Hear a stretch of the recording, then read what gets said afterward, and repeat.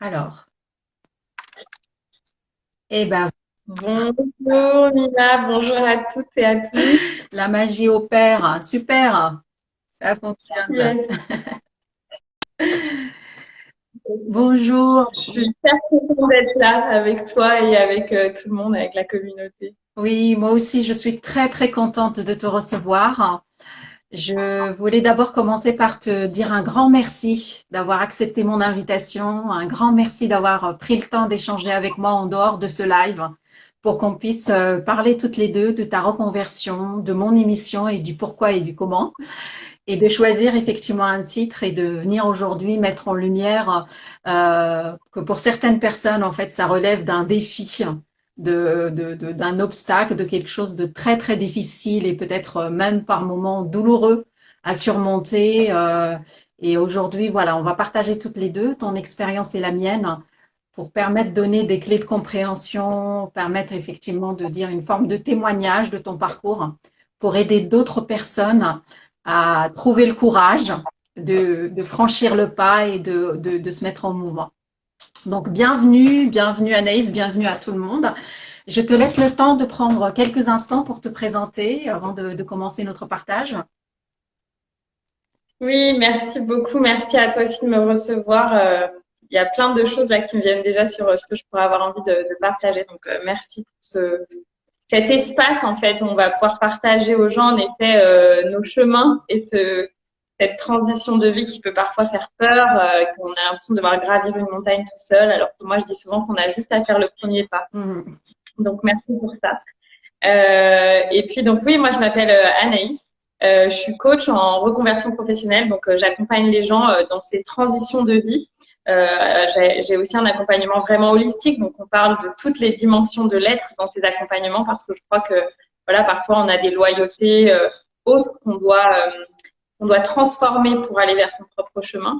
Mais voilà, c'est vraiment ma spécialité de permettre aux gens d'aller vers leur vocation ou une fois qu'ils l'ont trouvé, de les accompagner à vibrer, à rayonner dans cet espace de la vocation. Voilà, c'est ce qui me parle, c'est être dans sa voie VOIE et porter sa voix VOIX. Mmh. Et puis, je fais d'autres choses parce que j'ai aussi cette approche vraiment holistique dans mes activités. Donc, je propose aussi du yoga, du Kundalini Yoga, qui est aussi le yoga de la transformation, de la métamorphose, qui moi m'a beaucoup aidé dans ce processus de changement de vie. Mmh. Euh, et puis, je travaille beaucoup aussi au plan émotionnel avec les huiles essentielles comme une aromathérapie énergétique en fait, pour avoir le soutien des plantes dans la transformation émotionnelle aussi que ça implique. Le changement de vie, c'est d'abord une transformation de soi. Super. Et ben, tu n'as pas toujours fait ce métier-là ou ces métiers-là ou ce panel de compétences, ce que tu proposes aujourd'hui au monde. Alors, comment ça arrive? Comment cette envie de reconversion arrive et elle part? Je trouve toujours très, très important et intéressant de partager de quel espace elle part, hein, à partir de quel espace elle vient te faire coucou en te disant, là, Anaïs, on a besoin de changer, on a envie de changer. Ouais, ouais, on en a parlé un petit peu ensemble et moi, en fait, bah, j'avais une vie d'avocate d'affaires. Donc, j'étais assez bonne élève à l'école. Pour moi, les choses étaient faciles. J'avais un frère où on avait à peu près le même âge. On partageait le même intérêt pour l'histoire, la géographie, l'économie. On adorait parler de ça. Et donc, moi, naturellement, j'ai été vers des études de sciences politiques.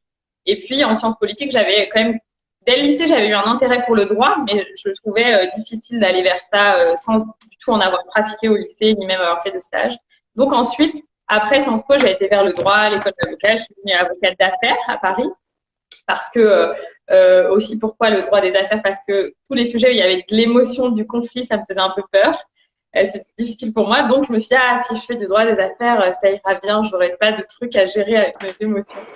Euh, et donc, j'ai fait ça pendant de nombreuses années, jusqu'à un burn-out, et puis ensuite jusqu'à une maladie, un papillomavirus très agressif que les médecins m'ont diagnostiqué et m'ont dit faut vraiment qu'on vous opère tout de suite, ça peut être très grave. J'avais déjà perdu ma maman d'un cancer en lien avec le féminin, donc ça venait vraiment me secouer très fort. Mm. Et je me souviens, c'était un lundi matin, tu vois, la semaine qui commençait bien. Je rentre au boulot juste après et je me suis dit waouh, au-delà du choc, je me suis dit ben peut-être en fait je peux pas rester là Et c'était pas un hasard parce que ça faisait quelques semaines, ça m'était jamais arrivé, mais ça faisait quelques semaines que quand je me levais le matin, j'avais plus l'élan de vie. J'avais plus l'envie d'aller travailler. Alors que jusque-là, c'était plutôt un métier où je me sentais utile, je trouvais ça intéressant. Globalement, j'adorais mes collègues, voilà. Et depuis quelques semaines, il y avait plus cette flamme de vie à l'intérieur de moi. Ça s'était complètement éteint. Et je savais plus pourquoi j'étais là, quoi. Je savais plus pourquoi je me levais. Et bon, bah, du coup, ça a été le début du chemin, quoi. La maladie. Et puis surtout, c'est comme si on se sent éteint. Et je pense que ça parle à pas mal de gens. Peut-être que toi, ça te parle, tu l'as vécu. Quand on se sent éteint, voilà, on sait qu'on n'est pas à la bonne place, quoi. Absolument. C'est l'un des matins où c'est même le dimanche soir où tu as la boule au ventre et que quand tu te projettes dans la semaine où tu sens, c'est pas tellement vraiment, c'est vraiment pas évident. Tu te dis bon bah j'ai pas envie, ou tu te sens que tu es complètement fatigué, ou tout de suite en fait tu bascules dans un espèce d'état émotionnel mélancolique, tristesse, et tu n'arrives pas à savoir pourquoi, et tu n'arrives pas à mettre les mots dessus, et tu te dis je ne sais pas ce qui se passe, j'étais bien ce matin, et ben là que cet après-midi ça va pas. Mais quand tous tes dimanches après-midi et tes dimanches soirs commencent à être comme ça, et quand le lundi t'as vraiment pas envie, tu te dis je peux être partout sauf là où je dois aller.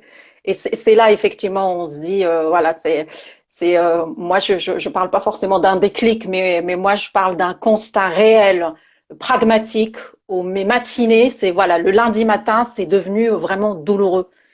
Et c'est beaucoup, on est très nombreux et nombreuses à vivre en fait à partir déjà dans la douleur, et qu'à partir de la douleur, on commence à questionner notre position ou notre statut professionnel. Et que c'est vraiment dommage, voilà, qu'on n'a pas appris à le faire avant. Il y a même Céline qui partage avec nous, j'ai connu ça, attendre le vendredi comme le Messie et la boule au ventre le dimanche soir. C'est exactement ça. C'est exactement ça. Oui, tout à fait. Ouais. Oui. Quand on est dans ces moments-là, en plus, on pense que, en fait, il n'y a pas d'autre option. Je sais pas ce que tu en penses, mais on se dit souvent, ben, c'est comme ça, en fait. J'ai un job, ça peut être un CDI ou autre chose, et on a l'impression que c'est une fatalité parce qu'on doit payer notre loyer, etc. Alors que, ben, justement, toi, le nom de de ce compte, c'est les champs des possibles. Oui. Et en fait, dans le cerveau, il va vraiment y avoir ce moment où, hop, on voit qu'on peut ouvrir, et dans le cœur, quoi, hop, on voit qu'on peut ouvrir et qu'il y a plein de chemins possibles.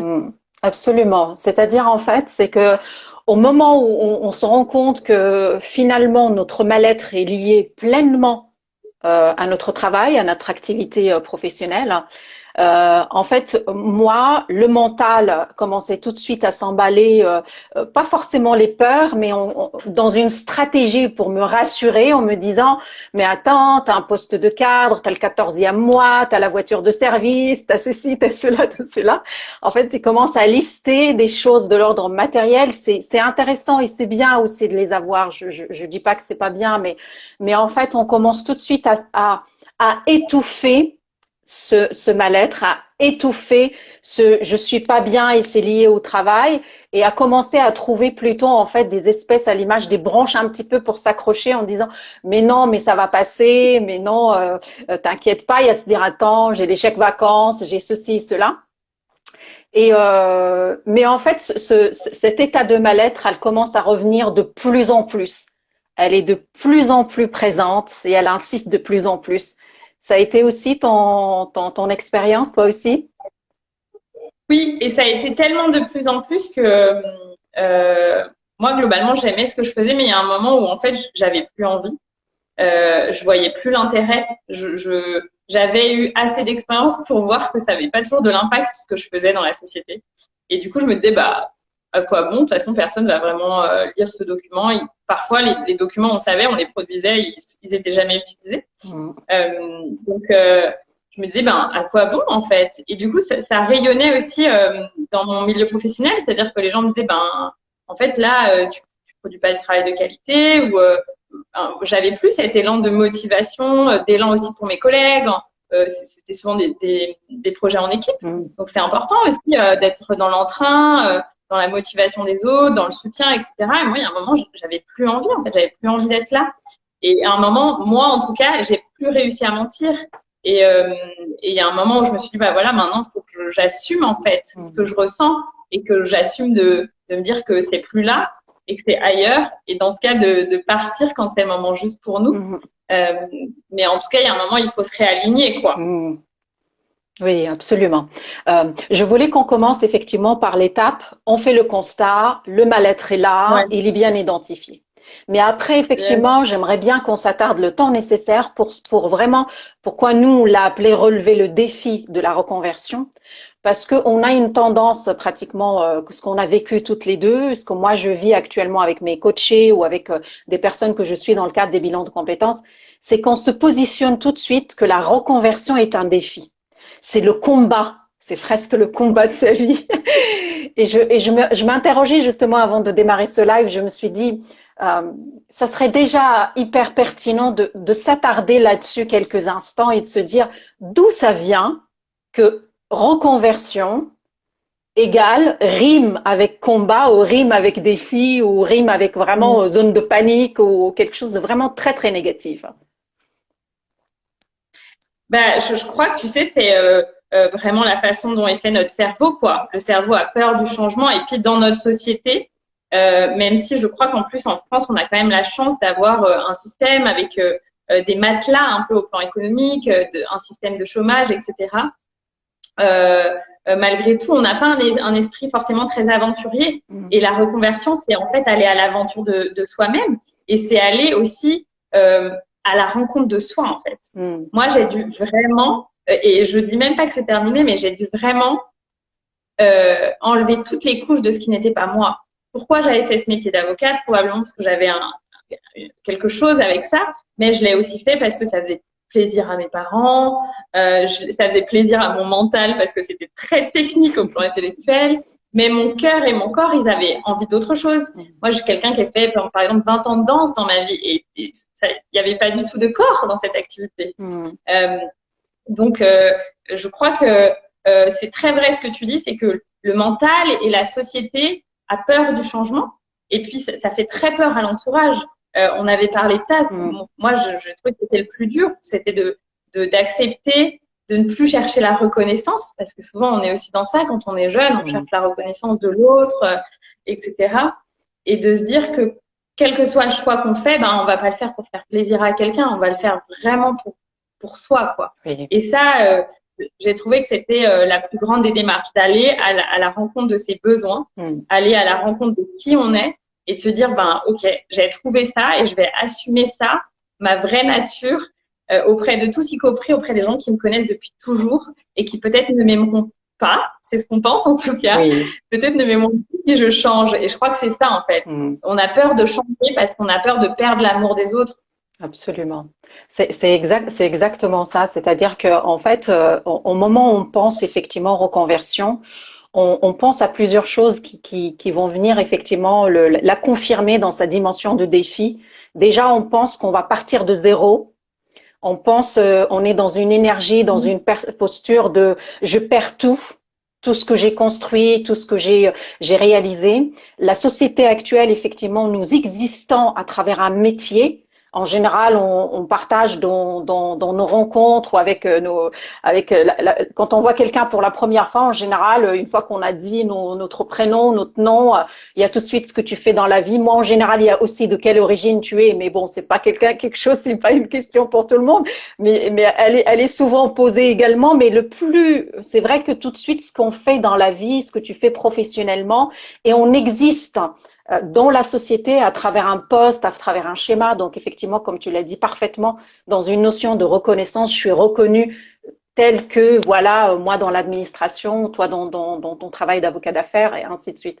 Et je pense que déjà pour vraiment venir changer ça, de vraiment relativiser dans un premier temps, parce que ça obéit un petit peu à des étapes pour vous aider, pour vous accompagner, c'est qu'au début, en fait, juste accepter de changer de regard sur la reconversion. C'est pas toujours un virage à 360 degrés, c'est pas toujours un démarrage de zéro, c'est pas toujours la révolution, le tsunami dans votre vie professionnelle. Ça peut commencer, comme tu dis, par le petit pas. Oui, et souvent, effectivement, c'est à la fois mes peurs, les peurs de mon entourage, les peurs de la société. Et au final, on se rend compte, et par expérience, nous, on vous le partage, c'est une simple grille de lecture qui a été la mienne il y a 2 ans. Tout simplement. Et que ma famille n'a pas arrêté de m'aimer, que mon fils n'a pas arrêté de m'aimer, et que j'ai toujours mes amis, et que au contraire, c'est que le jour où j'ai annoncé que c'était fini et que je vais faire du coaching et que je vais passer de ça et que je vais m'inscrire chez Pôle emploi et que je vais avoir le chômage au début, personne n'a commencé à me détester. C'est le contraire, c'est comme disait, mais tu as toujours coaché. Tu as toujours été là pour donner un conseil, tu as toujours été vraiment dans une démarche d'écoute, ainsi de suite. Et je pense que ça a été aussi le cas pour toi de commencer par le fameux petit pas. Est-ce que tu peux nous partager? Ouais, complètement. Je suis super émue quand tu partages ça. Je me dis, waouh, c'est très fort, tu vois, ces changements qu'on a fait pour aller vers la voie de notre cœur. Et en fait, tu as complètement raison dans le fait de dire que c'était déjà en nous. Donc, en fait, il n'y a pas vraiment de changement parce que c'est juste qu'on va faire la même chose, mais d'une façon différente, en fait. Oui. Et dans un espace différent, dans un espace qu'on aura choisi avec les règles qu'on aura choisies souvent. En tout cas, des nouvelles règles. Et c'est juste un réalignement, mais notre talent, souvent, tout le monde le connaît, tu vois. Et du coup, nous, on s'en rend pas trop compte.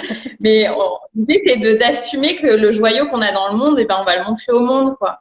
Et c'est moi, le premier pas, je crois que ça a été déjà au début, mon activité, je l'avais à Paris, dans des grands cabinets d'affaires, avec un rythme très, très soutenu. Ouais. Et le premier pas, ça a été juste après mon burn-out, de me dire, ah, ok, ça faisait longtemps que je parle de mon projet de rentrer peut-être en province, etc. Et mon premier pas, ça a été déjà de déménager et de prendre un poste d'avocat avec une activité moins importante. Oui. Même si j'en étais pas tout à fait consciente à l'époque, ça me permettrait d'avoir de l'espace-temps et de l'espace mental pour aller à la rencontre de qui j'étais. Et donc voilà, donc j'ai d'abord fait un pas intermédiaire qui m'a laissé du temps, de l'espace, de l'énergie pour débroussailler un peu ce chemin vers la reconversion. Et c'est complètement ce qu'on fait en coaching, ce que tu fais dans les bilans de compétences, etc. C'est un chemin, quoi, avec des étapes, des escales presque. C'est ça. C'est exactement ça. C'est vraiment c'est à partir du moment où on accepte que là, on a un problème et qu'on va lui trouver une solution. On commence effectivement par des étapes intermédiaires. C'est-à-dire, on passe pas du lundi matin, on se dit là, c'est le travail qui me rend malade, à lundi soir où j'ai déjà démissionné et mon entreprise déjà en route. C'est pas comme ça que ça marche. Mais rien que le fait de questionner effectivement notre situation professionnelle, de questionner notre mal-être et de mettre le doigt sur là, ça me convient plus, il y a quelque chose qui va pas. De aussi, en fait, arrêter de se raconter ces histoires qu'on n'a pas de talent, que j'ai pas de passion et que c'est réservé pour les autres et que moi, je vais pas y arriver, qu'il faut du soutien, qu'il faut de l'argent, qu'il faut ceci, qu'il faut cela. De se raconter, en fait, ou de se trouver plein d'alibis pour ne pas y aller. Ceux qui trouvent vraiment une passion et qui trouvent leur talent, parce qu'il faut se mettre en quête de ça. C'est vraiment un vrai travail et un vrai chemin. C'est qu'à un moment donné, vous ne pouvez pas trouver si vous ne cherchez pas. Pour certaines personnes, c'est beaucoup plus rapide, c'est plus facile, c'est évident, mais parce qu'elles ont commencé un travail plus tôt que nous. Moi, il y a 2 ans, je ne savais pas ce que ça voulait dire méditation, je ne savais pas ce que ça voulait dire vraiment un travail sur la respiration, je savais pas. Mais c'est parce que j'étais mal, dans un état de mal-être professionnel. En fait, au début, j'ai commencé à chercher des solutions pour aller mieux. C'était déjà pour moi pour me dire, voilà, comme ces crises d'angoisse, ce mal-être, cette mélancolie, cette histoire de pleurer pour un oui, pour un non, apaiser un petit peu tout ça. C'est la phrase qui revenait le plus souvent au début, c'était comment faire pour me faire du bien? Qu'est-ce que je peux faire pour me faire du bien, pour vraiment me soulager, me sentir plus légère? Parce que c'est vrai que cet état où on est plombé du matin au soir, c'est extrêmement fatigant, on n'a pas d'énergie. Et on a l'impression qu'en fait, on passe à côté de sa vie et on fait rien. Et qu'à un moment donné, quand on commence vraiment à se dire, bon, bah, comment je vais faire pour aller bien? Et on se rend compte, en fait, qu'on se met sur le chemin de se connaître. Parce qu'il y a des choses qui nous appellent plus que d'autres, hein. Moi, j'ai expérimenté plein de disciplines, mais certaines m'ont fait du bien, mais ça me parlait pas plus que ça. Et ça a été moi, les premières marches où je me disais, ça, c'est quelque chose qui me parle énormément. Ça, c'est hyper puissant. Ou ça, c'est un truc que j'ai compris, j'ai envie de le partager. J'ai envie de dire à d'autres personnes que ça marche et que si on fait comme ça fonctionne. Et de commencer vraiment cette articulation-là, ce chemin-là, comme tu as fait effectivement, tu as commencé par quitter la grande ville, tu as commencé par avoir un rythme différent et ça t'a permis de voir du temps et de l'espace pour commencer un travail de réflexion. Est-ce que tu as demandé de l'aide assez rapidement ou c'est un travail que tu as fait personnellement? J'ai demandé beaucoup d'aide parce que, comme toi, je sentais le besoin de m'apaiser et de me donner de l'amour à moi-même. Et je crois que aussi cette autorisation à changer de vie, elle peut venir que de soi. Et ça vient que d'un espace d'amour de soi. Donc voilà, comme toi, j'ai fait cette démarche de tester beaucoup de pratiques. Et puis, j'ai été suivie par plusieurs thérapeutes. J'ai fait un accompagnement en bilan de compétences. J'ai fait plusieurs accompagnements en coaching jusqu'à arriver à mon lancement d'activité. Et puis, j'ai été accompagnée par d'autres personnes, d'autres soignants, tu vois, sur plein d'autres plans, la médecine chinoise, le chamanisme, etc., pour trouver une vision globale, en fait, aussi de tout ça. Moi, j'avais pas mal de problèmes dans le corps, etc. Donc, mon corps me montrait vraiment que j'étais pas à ma place, en fait. Et beaucoup de douleurs et de maladies se sont estompées ou ont disparu au moment où j'ai lancé mon activité, tu vois. En tout cas sur le chemin. Et ce que je dis aux gens, et c'est très vrai ce que tu dis, il y a beaucoup de gens qui me disent mais moi j'ai pas de passion. Et en effet, il faut aussi se mettre en quête, c'est-à-dire moi je crois beaucoup que quand même enfant on est plus connecté à ça et donc si on se reconnecte à nos passions d'enfant, on peut trouver des pistes. Et puis ensuite il faut du temps libre pour tester des choses. Moi j'ai testé des choses improbables, mais je me suis autorisée à tester des choses improbables. Et puis je me disais bah voilà, c'est une après-midi, j'ai testé, ça me plaît pas, et ben c'est pas ça, donc peut-être ce sera autre chose. Et parfois j'avais comme toi des grandes épiphanies, le Kundalini Yoga ça a été comme ça. La vibration, le son, tu vois, ça m'a beaucoup aussi aidé, le chant, les diapasons, etc. J'ai eu des révélations de la puissance de la guérison par le son. Sur ce chemin, en fait, on découvre des choses, on découvre des gens qui nous inspirent, qui sont pas là par hasard. Puis après, tout fait sens. Et c'est très vrai aussi quand tu as dit, on a peur de tout perdre. Et moi, je me souviens, jusqu'à encore, même le jour de ma démission, j'ai eu l'impression, je pensais que je serais super heureuse parce que j'attendais quand même ce moment depuis longtemps. Et jusqu'au moment où je me suis sentie prête. J'ai annoncé ma démission et pendant 3 jours, j'ai eu une profonde mélancolie et vraiment une profonde tristesse, comme un deuil, quoi. Et je disais, je me souviens à la personne avec qui je partageais mon bureau, je lui disais, j'ai l'impression d'avoir passé des années à construire un château de cartes et que là, j'ai décidé de le détruire et que je vais devoir en faire un autre. Il m'a dit, bah non, en fait, tu vas garder les deux, l'un à côté de l'autre, et puis peut-être que ils te permettront tous les deux d'être ensemble. Et c'est complètement ça. Aujourd'hui, les compétences que j'ai acquis, les personnes que j'ai rencontrées, les compréhensions que j'ai eues dans ma vie d'avant, ça me permet juste d'être qui je suis et voilà, d'avoir des talents, des outils que d'autres n'ont pas, et voilà. Et du coup, c'est aussi hyper complémentaire avec mon activité. Ça me permet aussi d'être ancrée. Et comme toi, ça me permet aussi de comprendre surtout ce que les gens vivent, en fait. Moi, ça me permet d'être complètement en empathie avec les gens qui sont dans cette situation qui est très inconfortable. Complètement. Moi, je partage souvent que je suis la preuve vivante de ce que je vous partage. C'est-à-dire que dans cet espace-là où je l'ai connu, je l'ai vraiment vécu, et pendant cette période-là, il y avait moi une période que je trouve mais pratiquement tout le temps chez mes clients, c'est cette période où on se positionne, où on a cette fameuse posture. Tant que je n'ai pas trouvé réponse à toutes mes questions, eh ben je n'avance pas. Celle-là, elle nous fait perdre un temps précieux. C'est genre l'illusion du bon choix, du bon moment, de la bonne décision et que je dois, moi, ça a été une période qui a duré pratiquement 1 mois et demi où j'étais là, j'avais listé mes questions et je me disais, tant que tu n'as pas trouvé réponse à ces questions-là, eh ben, on bouge pas. Et ça a été en fait tout un travail, pas de trouver réponse à mes questions, mais tout en fait le chemin quand j'ai commencé à essayer de trouver des réponses à ces questions-là, ça a été en fait le chemin de me détacher complètement de ces questions-là et qu'en fait je trouvais justement que j'avais réponse en étant dans l'action. Et qu'il y avait quelque chose de cette phrase que Anne-Claire répond beaucoup et que j'adore et que beaucoup de personnes répondent et que moi je suis fan de cette phrase qui dit en fait quand tu te mets en action et en mouvement, la vie répond. Et ça a été parfaitement ça. J'ai expérimenté vraiment cette phrase. C'est parce que dès que en fait j'ai mis le doigt sur je ne suis plus en sécurité dans mon travail me rend malade. J'ai dit en fait la solution, la seule question et la seule réponse à trouver, c'est de déplacer ma sécurité ailleurs.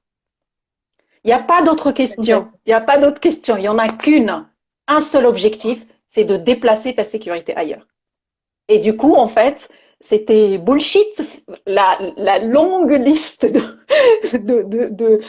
genre, tu dois trouver ça, tu trouves machin, il faut que ça soit à côté, il faut que tu gagnes temps, il faut le métier, le truc. Et en partant de ce que j'avais déjà exercé dans mon niveau de maîtrise, de mon expérience, d'un CV que je regardais sans cesse. Mais en fait, j'étais dans un schéma de ce que j'allais pouvoir faire de ce que je savais déjà. Et pas du tout dans la quête de ce que nous, on met en avant tout de suite avec nos clients, surtout en coaching. C'est quelque chose qui est beaucoup plus facile pour nous en coaching, de ce que vous voulez être et non pas ce que vous pouvez être. Toute la différence est là. Toute la différence est là.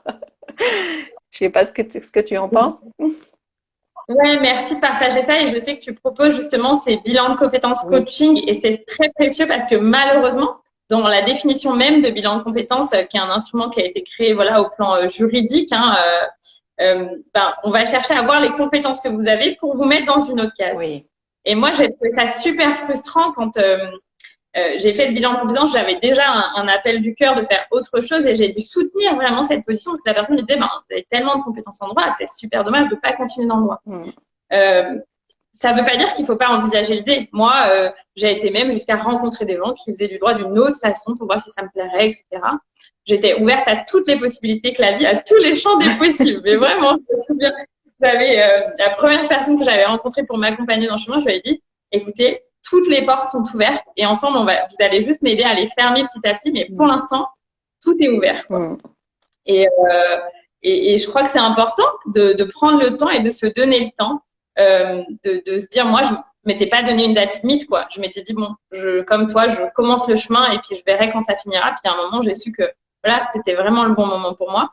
Et comme tu dis, c'est incroyable la puissance de se mettre dans l'élan, dans l'action, dans l'instant présent, en fait. Se dire, OK, il n'y a pas de bon moment. Le bon moment, c'est maintenant si je sens l'appel dans mon cœur.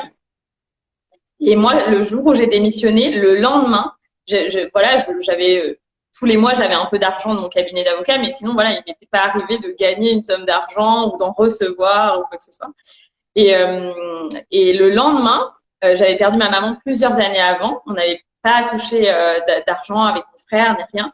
Et puis, mon papa m'avait dit, si jamais je vends quelque chose à un moment, vous toucherez un peu d'argent avec votre frère. Il y a un peu de prêt sur l'appartement, mais voilà, vous aurez quand même un petit quelque chose. Et le lendemain matin, mon papa m'appelle et me dit, ah, tu te souviens, il y a un appartement que j'ai mis en vente il y a 6 mois. Il y a eu 42 visites. 42, quoi. C'était en plein centre-ville, donc il n'y aurait pas eu de raison que ça prenne autant de temps. Il m'a dit, j'ai une offre, je vais l'accepter. Du coup, dans quelques mois, vous aurez de l'argent avec votre frère. Et je me suis dit, voilà, j'avais très, très peur de quitter mon job. C'était un vrai défi dans mon mental parce que je pouvais pas avoir du chômage. La plupart des avocats exercent de façon libérale, donc en fait, on n'est pas salarié. Et du coup, je me disais, comment je fais pour me sortir de cette situation où si je pars, il n'y aura pas d'argent tous les mois. Et voilà, dans la nuit, en fait, l'univers a dit, ah, mais tu as sauté. Eh ben, regarde, on te donne ton parachute. Le parachute dont tu as besoin, tu as sauté parce que tu t'es mis en action, tu as écouté ton cœur, Et nous, on te soutient dans ce chemin du cœur, dans ce chemin plus aligné pour toi, dans ce chemin où c'est plus juste pour toi. Et je trouve qu'on est tellement soutenu par d'autres plans, tu vois, cette magie de la vie, comme tu disais, quoi, la vie répond. C'est incroyable. Oui. Et c'est comme ça tout le temps, en fait. À chaque petit pas qu'on fait, la vie, elle nous fait rencontrer quelqu'un qui va nous aider. Parfois, les gens, ils vous aident gratuitement, vous pouvez échanger avec eux. Juste un témoignage, une vidéo, ça va vous nourrir. Et puis, ça fait boule de neige.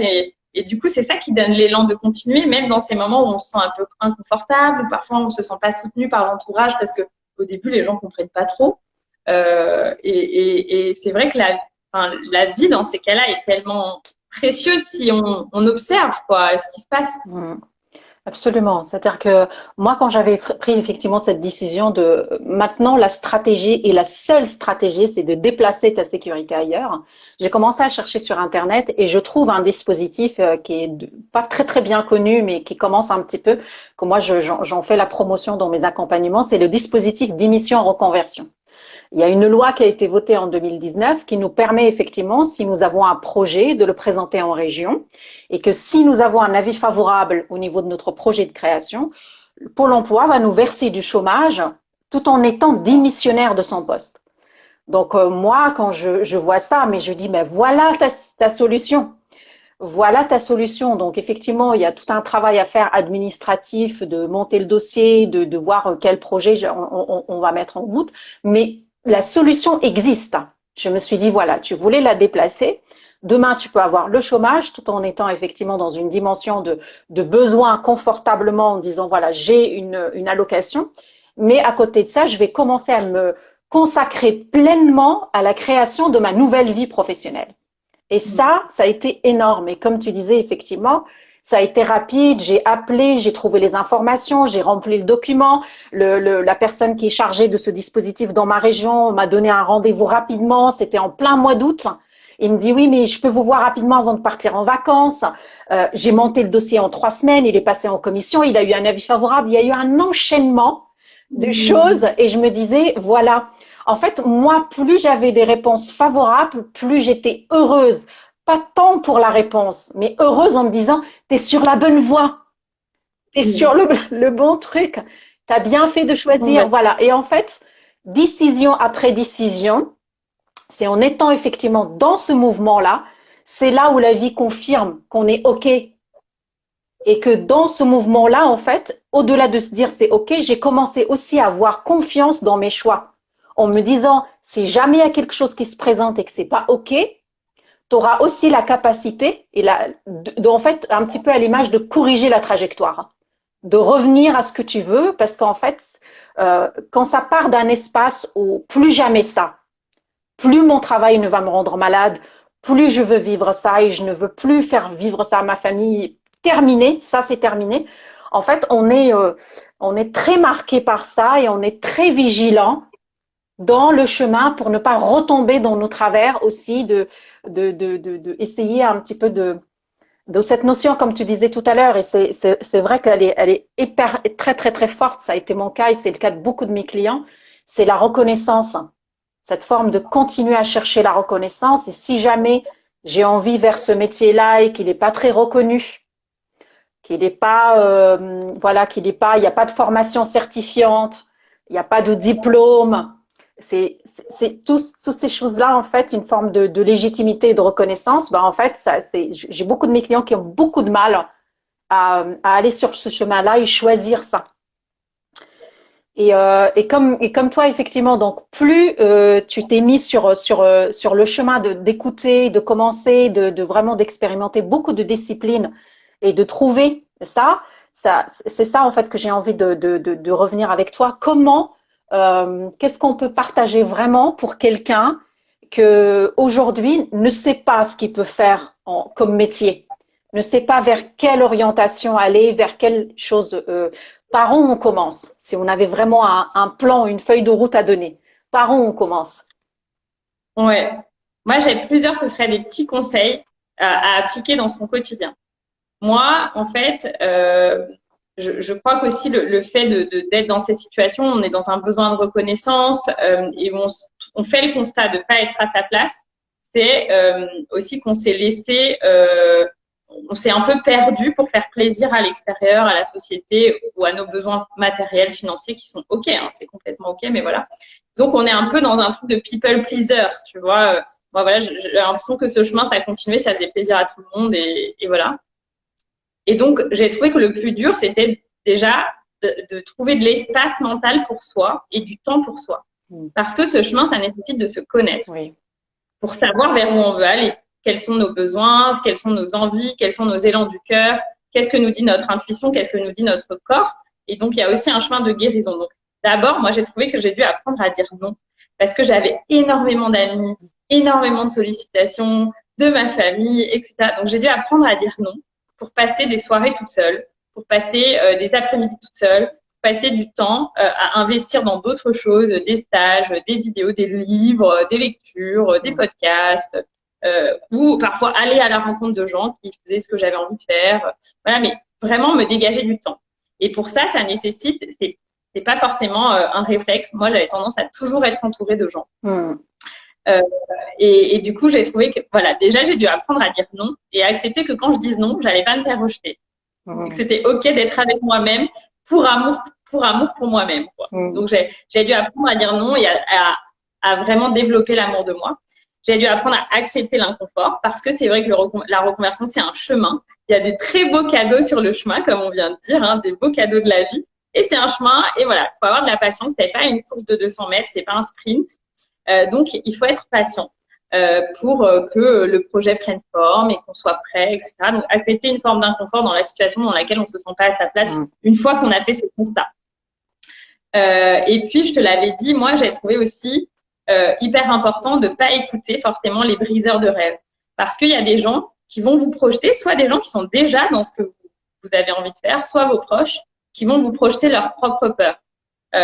Des gens, voilà, moi qui me disaient, mais tu sais, moi j'ai pas une vie confortable, je sais pas si je peux te conseiller ça. Ma famille qui me disait, mais est-ce que tu es vraiment sûre? Comment tu vas faire pour payer ton loyer, etc. Et moi, c'est vraiment des gens à qui aujourd'hui j'ai de la gratitude parce qu'ils sont venus tester ma détermination et ils m'ont invité à voir ces endroits à l'intérieur de moi où j'avais encore de la peur. Sinon, on me l'aurait pas dit. Les autres sont toujours un messager. À l'époque, je le comprenais pas. À l'époque, j'étais là. Cette personne ne me soutient pas. En fait, la personne, elle était juste un messager pour m'inviter à aller plus loin dans mes peurs, plus loin dans mes ombres et être vérifiée avec moi-même que j'étais complètement alignée et complètement prête. Oui. Mais voilà, dans ces cas-là, si vous sentez que la personne ne vous soutient pas, c'est complètement OK pendant quelques temps il n'y a pas besoin de lui en vouloir, juste de maturer ce qu'elle vous a dit, de ressentir ce que ça fait. Et puis voilà, si vraiment la personne vous dit de pas le faire, ben voilà, vous mettez un petit peu de distance pendant quelques temps, puis quand vous êtes réaligné, vous la remerciez, vous la revoyez, etc. Mais voilà, moi, j'ai trouvé que c'était important de savoir écouter que la voix la plus importante à l'intérieur, c'était ma voix du cœur. Les autres, elles sont importantes aussi, elles me nourrissent, mais c'est pas elles qui... c'est comme si on était dans une voiture et que ça devenait les passagers à l'arrière qui prenaient le volant, tu vois. C'est ça. C'est pas eux qui sont le pilote de votre voiture. Par contre, ouais, vous pouvez les écouter s'ils connaissent un paysage super pas loin, etc. Bien sûr, ça peut nourrir votre réflexion. Mais ça reste vous le pilote de votre trajectoire, de votre chemin de vie. Donc voilà, moi, je crois que je dirais ça. Apprendre à dire non pour se dégager du temps pour soi. Accepter l'inconfort et être patient dans la situation. Et ne pas écouter les briseurs de rêve. Et puis, cette chose qu'on a déjà partagée qui est aller à la découverte de choses qui nous appellent. Prendre du temps pour découvrir, juste être dans la découverte, sans attendre, quoi. Oui, exactement. Et ben, ça a été à peu près la même chose pour moi. Ce que je peux à nouveau partager et compléter, c'était moi, en fait, j'avais beaucoup de mal. Je me disais, si ça devait partir de moi pour trouver la fameuse passion, pour trouver vraiment ce qu'on a envie de faire. Donc forcément, ça part de nous. Parce que moi, il y a 2 ans, c'était très pragmatique. Fallait que les croix dans les cases, tu vois, un petit peu le cerveau, le mental 100%, la liste des priorités, organisation plus. C'était un petit peu ça, ma version il y a 2 ans. Et en fait, j'ai commencé à me poser des questions en disant ça part de moi, parce que moi je faisais partie de ce panel effectivement de personnes sans passion, sans vraiment quelque chose. Je tiens pas ma vocation comme ça, donc il fallait vraiment se mettre en quête pour la trouver.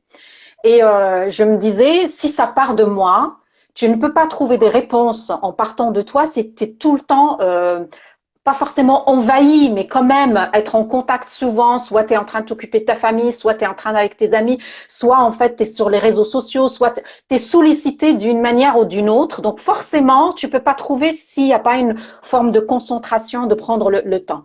Et moi, j'avais appelé ça, en fait, je me disais, l'objectif, c'est que dans la semaine, je vais prendre rendez-vous avec moi-même. Il va y avoir des moments et c'est un espèce de rencard avec moi-même. Et là, on va se poser, on va commencer à explorer et on va commencer à regarder tout ça. Et moi, ça a été assez rapidement le problème de s'aimer soi, de vraiment l'amour de soi. Ça me parlait pas beaucoup. Moi, je me disais, je m'occupe bien de moi, je m'offre des choses, je suis souvent chez le coiffeur, je m'achète des trucs, j'aime les belles choses, j'achète des trucs de marque, de ceci, de cela. Et en fait, j'ai commencé à me dire, bah tiens, en fait, j'ai toujours fait les choses dans la dimension de l'amour de soi extérieur, en termes d'apparence, l'image dans le cadre. Mais j'ai dit, bah, je vais commencer à réorienter mes dépenses dans quelque chose qui vient de l'intérieur. C'est là, effectivement, j'ai commencé à me renseigner, j'ai trouvé qu'il y avait de l'hypnose, il y avait des soins énergétiques, il y avait effectivement de la sophrologie. J'ai commencé vraiment à réorienter mes dépenses sur des registres, des éléments pour vraiment me faire du bien. Et je me rappelle un jour, j'avais fait 150 kilomètres pour faire une séance d'hypnose ericksonienne parce que quelqu'un m'avait conseillé cette personne-là. Et je me suis dit, je vais me donner les moyens, je vais aller la voir elle. Et j'arrive et elle me pose la fameuse question, est-ce que vous vous aimez? Et moi, j'ai beaucoup de mal à répondre. Je lui dis, je sais pas, je m'achète des choses, je me fais des choses et tout ça. Et elle me dit, la réponse est un grand oui. Parce que vous avez fait 150 kilomètres pour venir me voir. Et on fait pas 150 kilomètres pour quelqu'un qu'on n'aime pas. Et parce que quand je vous ai au téléphone, vous n'avez pas demandé le prix de ma consultation. Et parce que pour vous, l'argent n'était pas un problème. Et parce que vous êtes venu me voir moi et pas quelqu'un d'autre, parce que vous avez voulu vous offrir mes services à moi et pas l'hypnothérapeute juste à côté de chez vous, ou peut-être vous allez à pied. Et ça, j'entends ça, je vis ma séance et je prends ma voiture, je prends l'autoroute et encore j'ai donc les 150 km retour. Et ces phrases ont fait un espèce de boomerang dans ma tête et j'ai commencé à chialer dans la voiture, me disant, mais tu t'aimes, mais il y a de l'amour, mais regarde, il y a ça, la reconversion. Pour moi, ce jour-là, je me suis dit, c'est l'amour. C'est parce que tu t'aimes que tu es en train tu t'es mis en quête et que tu te donnes les moyens de faire autre chose. Moi, je disais beaucoup au début, c'était mon plan d'évasion, la reconversion. C'était vraiment un plan d'évasion. Là, j'ai plus ma sécurité. Quel plan d'évasion je vais mettre en place pour déplacer ma sécurité ailleurs? Et ces jours-là, en rentrant, je me suis regardée, je me regardais dans le rétroviseur et je pense que j'ai jamais autant pleuré des larmes chaudes, des larmes d'un espèce de déclic, de trucs en disant, mais on nous raconte bullshit de qu'on s'aime pas. C'est pas vrai. C'est pas vrai. On s'aime parce que puisqu'on est en quête et on essaye de faire du bien, qu'on essaye d'être à l'écoute, qu'on essaye de faire ces choses-là, c'était hyper important. Et ce jour-là, quand je suis rentrée, c'est comme toi de dire non. Moi, j'ai dit à partir de maintenant, je vais cultiver des liens qui me font du bien. Tous ceux qui vont venir me plomber, tous ces appels où ils ont besoin de moi, tous ces appels où on passe des heures à me raconter leurs problèmes, toutes ces choses-là, niet, fini. Je vais cultiver des liens qui vont me faire du bien parce que j'ai besoin de soutien. Pour l'instant, toute seule, j'y arrive pas. Donc, j'ai besoin de soutien. Et c'est là où je commence à dire, j'ai besoin de trouver de l'aide et trouver des bonnes personnes et commencer vraiment à développer un autre réseau. Vraiment, et c'est là où c'est arrivé effectivement les champs des possibles et que c'est comme ça que je m'appelle et que tout mon business s'appelle comme ça. Et toute ma stratégie, tout vibre cette phrase-là. Et je me dis à partir de là. Donc en fait, ça commence effectivement par des expériences comme ça où on comprend qu'on s'aime et qu'il faut qu'on s'arrête de dire qu'on s'aime pas. C'est pas vrai. Il y a des moments où nos comportements peuvent nous énerver, il y a des moments où on fait des erreurs, il y a des moments où on fait les choses de travers et c'est ok, nous sommes des êtres d'évolution, des êtres humains, mais c'est pas vrai qu'on s'aime pas et qu'on sort aussi de l'illusion qu'on s'aime tout le temps, partout, dans tous les espaces, parce que ça n'existe pas non plus. Et s'il y avait un espace où vous vous sentez que vous aimez, comment vous pouvez transférer ça par rapport à votre chemin de reconversion, comment vous pouvez ramener ça en disant, voilà, je cultive des biens qui me font du bien, je réoriente mes dépenses, mes choix pour vraiment prendre des rendez-vous avec moi-même et que je nourris ou que je reprogramme cette croyance que je ne m'aime pas, ou que je suis pas assez, ou que je n'ai pas de valeur, ou que je vais pas trouver, que les autres, voilà, la comparaison et tout ça, c'est vraiment de reprogrammer ça pour vous permettre d'être dans une énergie que tout est possible. Et à partir de là, vous allez voir qu'il y a plein de choses qui vont s'ouvrir à vous, plein de possibilités. Et ça, c'est merveilleux. Ça, c'est la période la plus délicieuse sur le chemin de la reconversion. Ouais, merci de ce partage, c'est tellement beau et c'est tellement vrai parce que en fait quand on décide, moi je me souviens le vrai déclic que j'ai eu, c'est justement de comprendre que j'étais pas obligée d'être tout le temps à cet étage de ma vie, donc dans mon mental, mais que je pouvais être dans le cœur. Et moi c'est pour ça que j'ai appelé voilà, comme toi, Anahata, c'est le chakra du cœur. Donc c'est d'apprendre à vivre depuis cet espace. Et en fait, c'est l'amour de soi, en fait, s'autoriser à faire ce voyage, de se dire, OK, j'ai le droit d'écouter mon cœur, en fait. J'ai le droit d'écouter mes désirs, mes envies, mes élans, même si c'est juste un désir pour 3 minutes, ben ça aura un sens dans mon chemin de vie de toute façon. Et comme toi, un jour, il y a une femme qu'on m'avait recommandée, qui était psychothérapeute, mais qui faisait aussi des formes de bilan de compétences, un peu coaching, etc. J'allais pas du tout la voir pour ça, j'allais la voir pour d'autres sujets très personnels. Et donc, je lui explique un peu la situation où j'en suis, parce que bon, quand même, on parle de là où on en est en ce moment, et de ce projet de reconversion. Et elle me dit, écoutez, il y a que vous qui pouvez savoir ce qui est juste vraiment pour vous. Et en fait, c'est vrai qu'aussi, quand on peut, à un moment, on va être un peu plus à l'aise dans son projet, on va commencer à en parler à son entourage. Et justement, ça va être ce moment, comme je disais, où ça va y avoir un peu de ping-pong. Les gens vont dire, ah, mais t'es sûr? Ah, mais il va y avoir ça, et puis ça, et t'as pensé à ça, et ça, et ça. Et donc, les gens font un peu le rétroviseur, quoi. Et vous êtes là, oh là là, mais peut-être que c'est pas ça, et tout. On prend peur, et on se retrouve encore plus perdu. Et puis, parfois, on a plusieurs accompagnants et tout. Donc, pareil, chacun il va de son petit avis et tout. Et quand cette personne m'a dit ça, elle m'a dit qu'en fait, la seule voix qui compte, c'était la voix de mon cœur. Je me suis dit, ben oui, en fait, elle a raison. Et même si ça a l'air fou pour tout le monde, si j'écoute la voix de ce cœur, il n'y a aucune raison que ça fonctionne pas. En fait, et au pire, j'aurais appris quelque chose, même si ça fonctionne pas. C'est pas grave. Oui, en fait, on se détache du résultat. On se détache de la finalité et on va plus, de toute façon, je vais tester. Moi, c'était ça, en fait. Je vais expérimenter et on verra bien, Et ça a été vraiment, vraiment ce chemin-là de se dire, là, c'est OK, là, c'est pas OK. Il y a un autre élément qui peut être un indicateur vraiment très précieux, c'est en fait l'émotion de joie. Ça, c'est quelque chose qui peut être vraiment votre GPS intérieur. Moi, comme je venais du monde du mental et que tout se passait dans ma tête, j'avais beaucoup de mal en fait à ressentir. Elle me disait, ça fait vibrer mon cœur. Je savais pas ce que ça voulait dire, être ancré, incarné, vibrer, tous ces éléments-là. Ça me parlait pas du tout. Et quand les gens me disaient ça dans le monde du bien-être, ça me parlait pas en fait.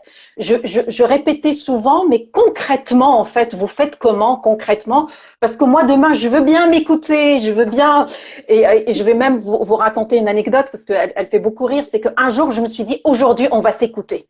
Aujourd'hui, donc j'ai fermé mes fenêtres, j'ai fermé le truc, je me suis installée dans mon séjour et je me suis dit, c'est aujourd'hui, maintenant, tout de suite, on va s'écouter. Donc, j'ai installé le silence et en fait, tout ce que j'écoutais, c'était le bruit d'une mouche qui tournait à côté de la fenêtre. Et j'entendais rien, il se passait rien du tout. Et bon, je laisse passer cette expérience-là et je continue mon chemin et un jour, j'ai compris. Je me suis dit, la première erreur, entre parenthèses, de cette expérience-là qui a été la mienne, c'est de décider qu'aujourd'hui, là, tout de suite, on va s'écouter. C'est quelque chose qui vient naturellement. Et quand j'ai commencé à écouter, toute mon intention, tout mon système de pensée se concentrait sur ce qui se passait à l'extérieur. Alors que s'écouter, ça voulait dire aller chercher ce qui se passe à l'intérieur.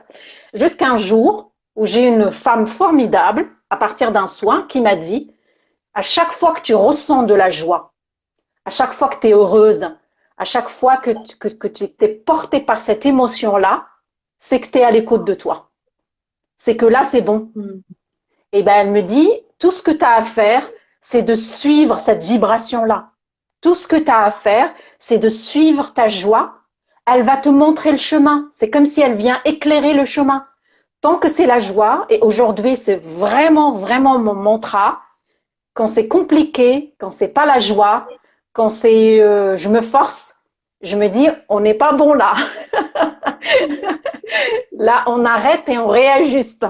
Je cherche ma joie et je cherche là vraiment où on a envie d'aller. Et ça, c'est vraiment un message extrêmement précieux. Et on ne sait pas pourquoi. C'est pour ça, moi, que j'encourage vraiment à expérimenter, à se laisser porter par plein d'expériences. Parce qu'il y a des phrases comme ça qu'on entend plusieurs fois et il ne se passe rien. Mais un jour, on ne sait pas pourquoi, on entend comme ce jour où elle te dit, ça part de ton cœur, ça part de toi. Et tu as l'impression que la lumière s'allume et tu te dis, ça y est. Mais c'est exactement ça. C'est exactement ça. Donc, c'est formidable. Ouais, c'est comme si avant, on avait reçu par le mental, et à un moment, ça se met dans les cellules, en fait. À un moment, on intègre ce partage que les gens nous ont partagé 15 fois. Mais à un moment, on intègre la définition presque physique de ça, en fait. Absolument, tout à fait. Et moi, j'avais effectivement commencé à m'intéresser au développement personnel et que plus je m'intéressais, plus j'ai vu la loi d'attraction, plus j'ai vu effectivement comment notre vie est le reflet en fait de tout un système de croyances, ainsi de suite. Et moi, ça m'a énormément mise en joie parce que je me suis dit en fait, rien n'est figé. À partir de maintenant, mon système de pensée n'a qu'à se tenir à carreau. Parce que là, si moi j'ai envie d'aller là et que lui veut aller là, ça va pas le faire. Donc comment? Et c'est en fait, et c'est toujours un petit peu de devenir en fait de ce qu'on peut appeler faire un pas de côté et venir observer notre mode de fonctionnement.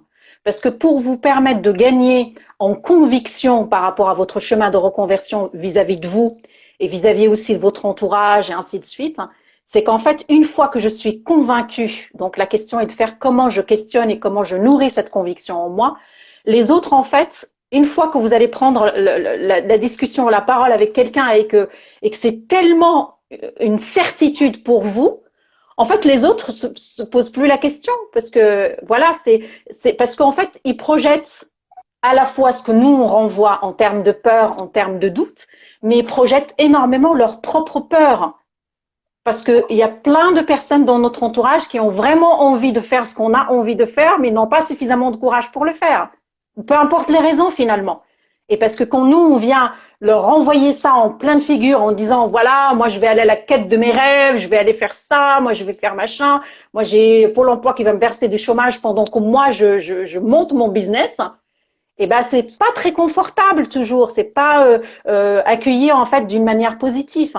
Et c'est là où on revient effectivement à cultiver des liens qui vous font du bien, c'est travailler vraiment sur tout notre entourage, nos liens, et avec qui on partage tout ça pour trouver vraiment du soutien et du vrai soutien. Ouais, merci de rappeler ça. C'est vrai que moi, je me souviens que à l'époque, souvent, plusieurs fois dans l'année, j'avais trouvé un exercice où on écrivait la liste des personnes qui sont un peu nos supporters. Tu vois, et j'ai trouvé cette idée géniale et donc je notais 3 personnes où je me disais je sais que c'est mes supporters en fait, quel que soit mon chemin de vie, elles vont me soutenir dans mon chemin, même si c'est le plus farfelu. Oui. Et c'est important de se créer sa petite équipe de supporters et puis ensuite sur le chemin ça devient une tribu parce que on va à des formations, à des ateliers, on rencontre des nouvelles personnes et du coup ça grandit, on peut partager des choses, etc. Mais déjà partir de ce tout petit noyau de personnes qui nous supportent, même si c'est une seule, oui. C'est très précieux. C'est très précieux. Absolument. Avec qui on peut venir ce que Thierry Johnson appelle venir se déposer, sans préjugés, sans censure, sans se limiter, de venir là et que tu sais que tu as une personne dans l'entourage que tu appelles ou que tu vas voir et tu te déposes. Où tu partages sans limite, sans faire semblant, sans oui mais ça commence à fonctionner, mais non, vraiment ce que tu ressens. Et ça, c'est vraiment extrêmement important. J'adore cette notion d'avoir des supporters. Je vais la répéter celle-là. Je vais te la piquer. J'adore. Oui, absolument. Et je la fais toujours aujourd'hui. Je la fais toujours aujourd'hui pour me dire, ah, qui sont les personnes qui me supportent dans mon projet, dans mon chemin de vie, qui je peux appeler si j'ai besoin de soutien dans mon activité ou dans ma vie perso. Je refais toujours cette petite liste. C'est précieux. Ah oui, C'est précieux. super. Ah, merci beaucoup, c'est formidable. Est-ce que tu peux, pour finir ce live-là, j'adorerais voilà, prendre le temps de nous partager ton actualité, de ce que tu proposes. Moi, je vois plein de merveilleuses choses qui se passent à Lyon en ce moment sur ton compte, que ce soit Instagram ou Facebook. Est-ce que tu peux nous partager voilà, l'actualité, les événements qui arrivent prochainement? Oui, moi j'adore transmettre justement cette vision de vivre depuis l'espace du cœur en suivant sa joie, comme tu dis. Et donc pour ça, moi les espaces où je me sens vraiment le mieux, c'est les espaces où on le vit en présentiel, en groupe. Donc je propose des retraites cet été. Il reste quelques places pour les 2 retraites qui ont lieu en juillet, avec du yoga, de la vibration, des rituels, du chamanisme, etc. Et aussi dans une des retraites, on a un focus sur le transgénérationnel, parce que moi j'ai aussi dû observer dans mon processus de reconversion que j'avais des loyautés envers mes parents qui eux-mêmes se réparaient à travers moi et à travers mon parcours. Donc, à un moment, on doit aussi, faire le tri et voir en même temps aussi les richesses. Voilà, moi, j'avais 2 parents qui savaient faire des choses hyper différentes, mais qui étaient hyper talentueux dans ce qu'ils faisaient. Je pense que ma maman, elle était déjà un petit peu coach à sa façon. Elle adorait supporter les gens, justement. Mon papa, c'est quelqu'un avec des vrais talents dans la communication, les équipes, le groupe, etc. Une forme de leadership. Et aujourd'hui, je vois que j'arrive à fusionner les deux et que à l'époque, je devais enlever des choses qui n'étaient plus justes. Mais aujourd'hui, je vois que je dois intégrer encore plus les talents qui m'ont transmis. Donc, c'est important aussi pour moi d'aller voir ce transgénérationnel. Donc, on transmet ça dans les retraites. Et puis, à la rentrée, je vais créer un format de coaching de groupe pour aller trouver justement sa vocation pour les personnes qui veulent participer justement aussi à créer ce nouveau futur que j'appelle souvent la nouvelle terre, un futur plus juste justement où on est tous alignés avec des personnes qui nous accompagnent pour ça, comme toi, comme d'autres personnes qui nous permettent de trouver cet espace où on est dans notre vocation. Et du coup, le monde change parce que nous, on n'est plus dans ces espaces où on est frustré, où nos talents ne sont pas reconnus et on partage juste d'un espace de fluidité, de joie, comme tu dis. Oui. Et du coup, les gens reçoivent ce talent, cette joie, et ils s'autorisent à faire de même, etc. Et le monde est complètement différent si on est tous dans cet espace de joie, d'amour, de fluidité, de partage. C'est un monde nouveau. Donc, je veux proposer ce programme pour pouvoir aider les gens qui, justement, savent pas trop où aller, quelle direction prendre, et vivre une métamorphose collective en groupe avec cet effet un peu du cercle, de miroir de l'autre, voir, ah oui, telle personne, et puis se soutenir, parce que comme tu dis, c'est un processus qui fait peur où on peut se sentir un peu seul. Donc, le faire en groupe, ça va nous permettre d'aller plus loin, plus rapidement. Donc, j'ai hâte de lancer ça aussi à la rentrée. Si les personnes sont intéressées, elles peuvent m'écrire et je partagerai les infos dans les semaines qui viennent. Ah, bah super, super. J'ai hâte de connaître la suite, de suivre ton actualité. Merci infiniment pour ta générosité par rapport à tout ce que tu nous as partagé. J'espère que ça vous a aidé, que ça vous aidera ou que ça aidera d'autres personnes sur le chemin de la reconversion. N'hésitez pas à le partager et je vous souhaite une bonne semaine, plein de petits pas, plein de mini-actions pour vous mettre sur le chemin de la joie. Merci beaucoup Anaïs, je te souhaite une belle après-midi et à bientôt. Merci. À bientôt. Merci Mina pour ces espaces de partage. Merci infiniment. À bientôt. À bientôt.